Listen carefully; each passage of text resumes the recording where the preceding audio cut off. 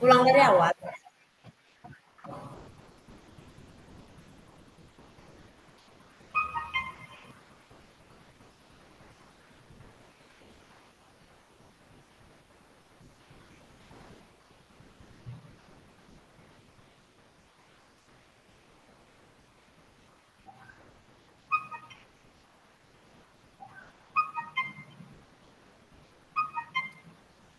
Assalamualaikum warahmatullahi wabarakatuh. Perkenalkan kami dari kelompok 12. Di sini kami akan mempresentasikan sebuah media digital berbasis video animasi yang dimana beranggotakan saya sendiri, Madani Setia Putri dengan NIM 211296067 dan rekan saya Lara Safira dengan NIM 2112962. Baiklah, di sini kami mengambil media digital berbasis video yang dimana media itu berarti sebagai perantara dalam pembelajaran. Salah satunya adalah media video. Penggunaan media video dalam pembelajaran bisa diterapkan dengan cara guru membagikan link video kepada peserta didik sehingga peserta didik bisa mengaksesnya langsung, atau peserta didik yang mencari link channel YouTube dan memilih video yang sesuai dengan materi pembelajaran hari itu. Karena materi kali ini KPK terdapat pada kelas tinggi, maka penggunaannya tergantung kepada guru apakah diberikan link videonya atau peserta didik yang mencari sendiri channel YouTube-nya. Karena aplikasi YouTube ini mudah diakses oleh peserta didik dan kemungkinan besar peserta didik sudah mengenal dan mampu mengaksesnya. Selanjutnya, jika video sudah diamati oleh peserta didik dan ternyata masih tidak dapat dipahami, maka ingat bahwa media ini hanya sebagai perantara dan tidak dapat menggantikan peran guru dalam kelas. Jadi, guru harus tetap memberikan penjelasan kepada peserta didik agar lebih dapat memahaminya. Nah, kenapa membuat media video? Karena manfaat video menurut Akib 2013 antara lain yang pertama yaitu pembelajaran menjadi lebih mudah dan jelas. Yang kedua, proses belajar lebih interaksi. Yang ketiga, efisiensi waktu dan tenaga. Yang keempat, meningkatkan kualitas hasil kerja. Yang kelima, belajar dapat dilakukan dimanapun dan kapanpun. Yang keenam, menumbuhkan sikap positif, belajar terhadap proses dan materi belajar. Yang ketujuh, meningkatkan peran guru ke arah yang lebih positif dan produktif. Selanjutnya, kelebihan media video menurut Rusman 2012. Yang pertama yaitu video dapat memberikan pesan yang dapat diterima lebih merata oleh peserta didik. Yang kedua, video sangat bagus untuk menerangkan suatu proses. Yang ketiga, mengatasi keterbatasan ruang dan waktu. Lebih realistis dan dapat diulang atau dihentikan sesuai kebutuhan peserta didik. Yang terakhir yaitu memberikan kesan yang mendalam yang dapat mempengaruhi sikap peserta didik. Baik, sekianlah penjelasan yang dapat saya sampaikan. Untuk selanjutnya dilanjutkan oleh rekan saya, Lara Syafira. Kepada Lara, dipersilahkan. Baiklah, terima kasih. Nah, sebelum kita masuk kepada evaluasi digital, maka kita akan menampilkan terlebih dahulu video yang telah dirancang.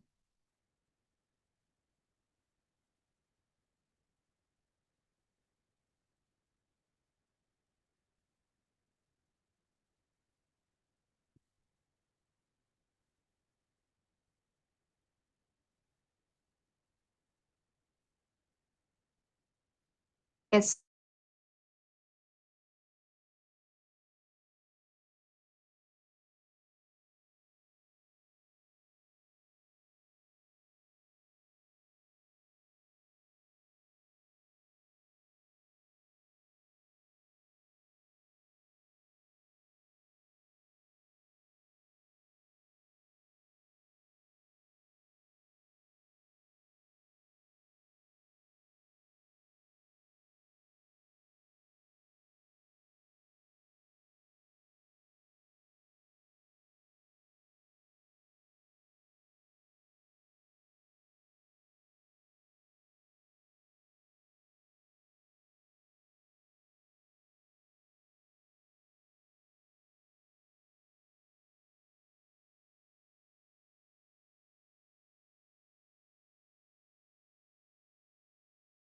Bisa dibagi satu dan bisa dibagi bilangan itu sendiri.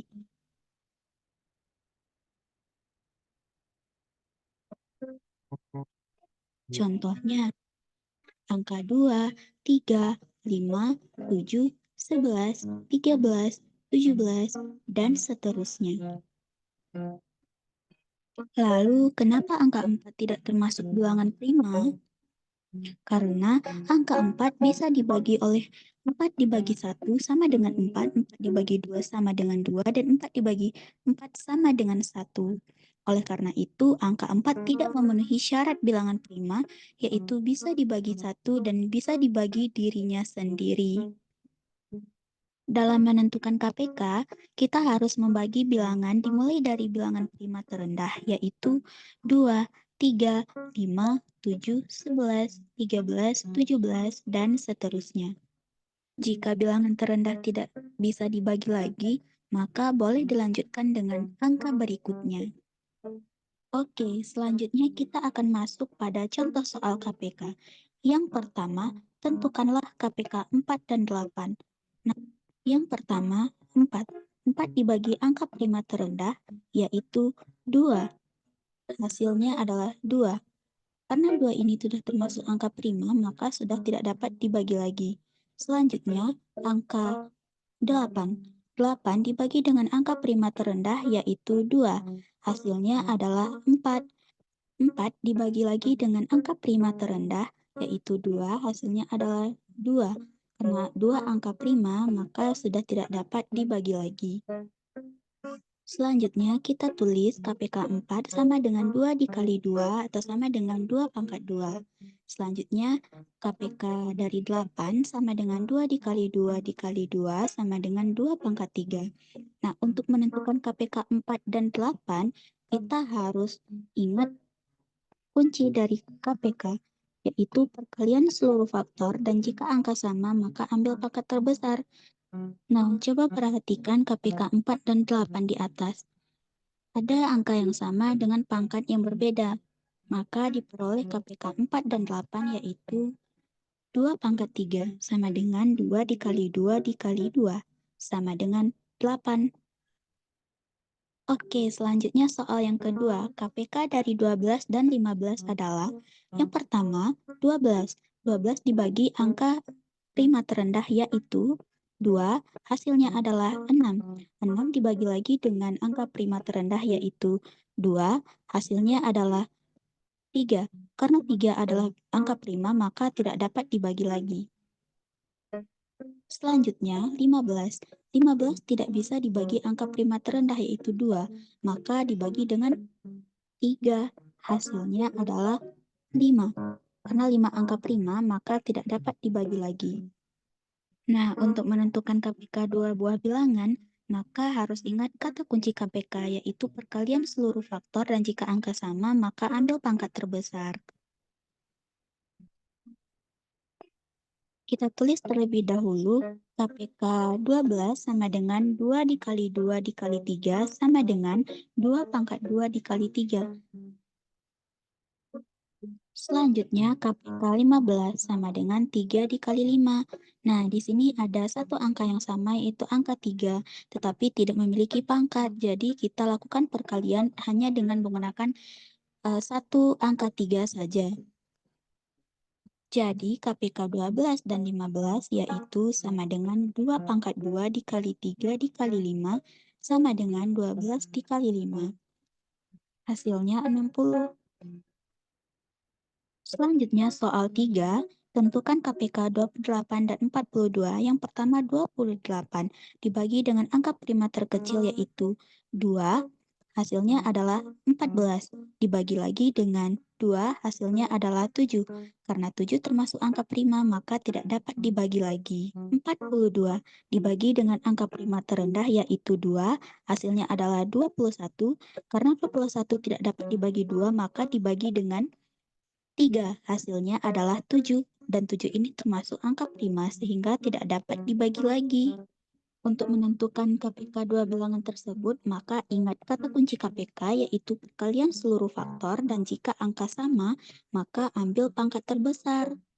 Kita tulis terlebih dahulu KPK 28 sama dengan 2 dikali 2 dikali 7 sama dengan 2 pangkat 2 dikali 7. KPK 42 sama dengan 2 dikali 3 dikali 7.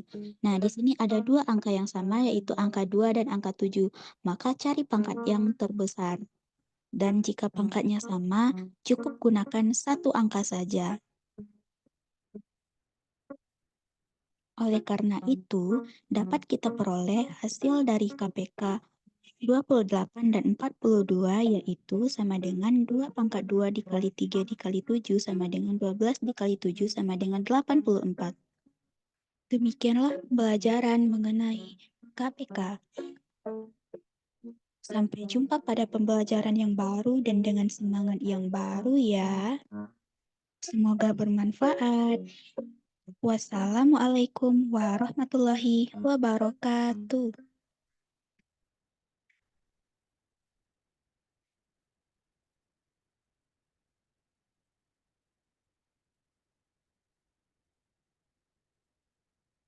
Nah, selanjutnya setelah peserta didik tersebut mempelajari materi KPK, maka sebagai refleksi itu kita menggunakan evaluasi berbasis digital. Salah satunya yaitu dengan menggunakan word wall.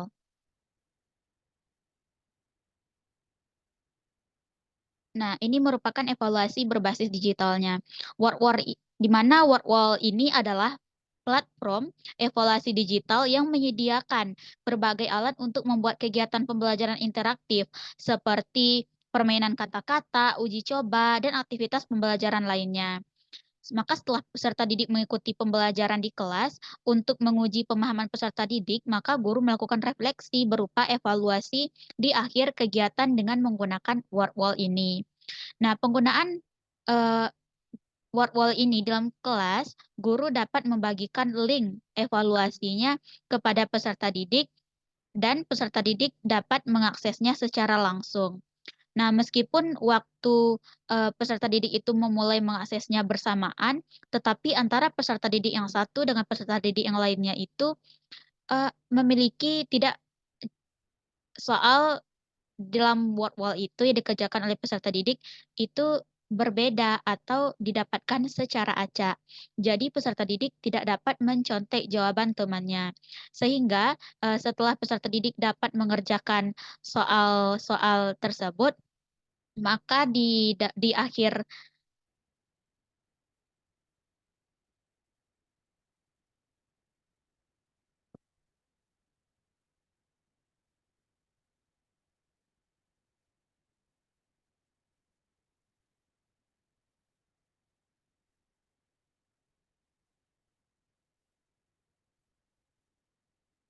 Nah, ini merupakan tampilan dari word wall-nya.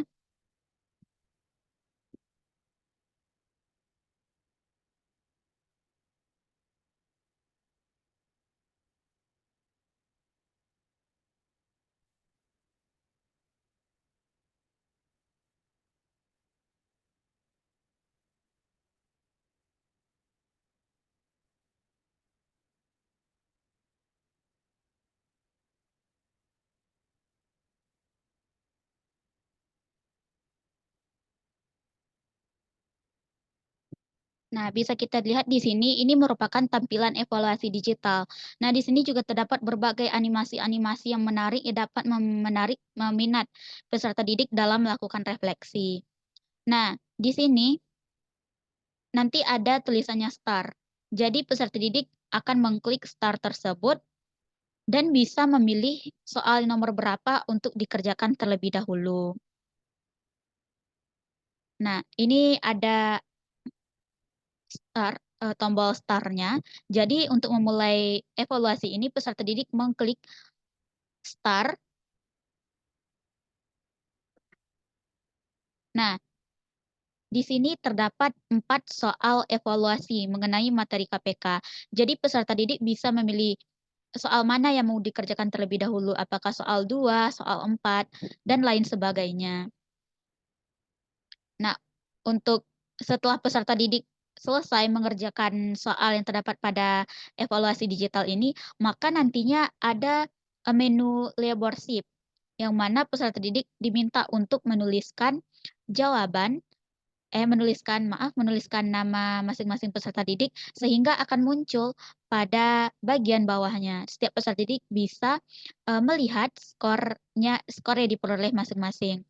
Nah, meskipun nanti ada skornya soalnya betul semua, tetapi jika waktunya berbeda itu juga bisa berpengaruh terhadap peringkatan atau ranking di dalam evaluasi ini. Jadi intinya dalam mengerjakan evaluasi digital ini cepat dan tepat. Meskipun soalnya mendapatkan nilai yang sama, betul semuanya, tetapi waktunya berbeda, maka itu juga dapat mempengaruhi sehingga peserta didik yang mendapatkan skor yang paling sedikit, waktunya yang paling sedikit, maka ada kemungkinan atau berkemungkinan besar itu berada pada peringkat yang pertama.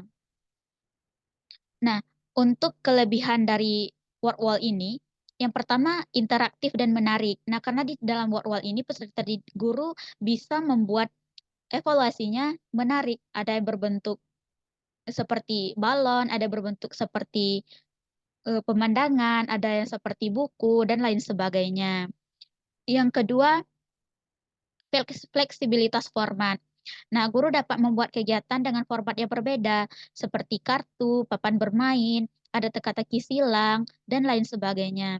Yang keempat, evaluasinya real time, yaitu memberikan umpan balik dan hasil evaluasi secara instan, memungkinkan guru untuk mengidentifikasi kebutuhan peserta didik dengan cepat. Yang kelima ini bisa digunakan pada pembelajaran daring. Dan yang keenam, dapat memberikan kemampuan untuk melacak kemajuan peserta didik dan memahami area-area yang memerlukan perhatian tambahan. Jadi dengan menggunakan evaluasi word wall ini, guru bisa melihat kemampuan peserta didik secara langsung, materi bagian mana atau soal bagian mana yang sulit dipahami oleh peserta didik, sehingga dapat menjadi perbaikan pada pembelajaran berikutnya. Dan yang terakhir, memungkinkan integrasi dengan platform pembelajaran lainnya untuk menyediakan pengalaman pembelajaran yang holistik. Nah, sebenarnya dalam evaluasi digital itu ada beberapa platform yang bisa digunakan. Jadi kami dari kelompok 12 mengambil platform yaitu WordWall karena WordWall ini terdapat beberapa permainan di dalamnya. Ada tebak kata, ada teka-teki silang, ada benar salah, dan salah satunya ada yang ini seperti ini adalah Open the Book. Nah, kalau menggunakan platform yang lainnya seperti Kahoot, Quizizz itu hanya ada satu pilihan saja.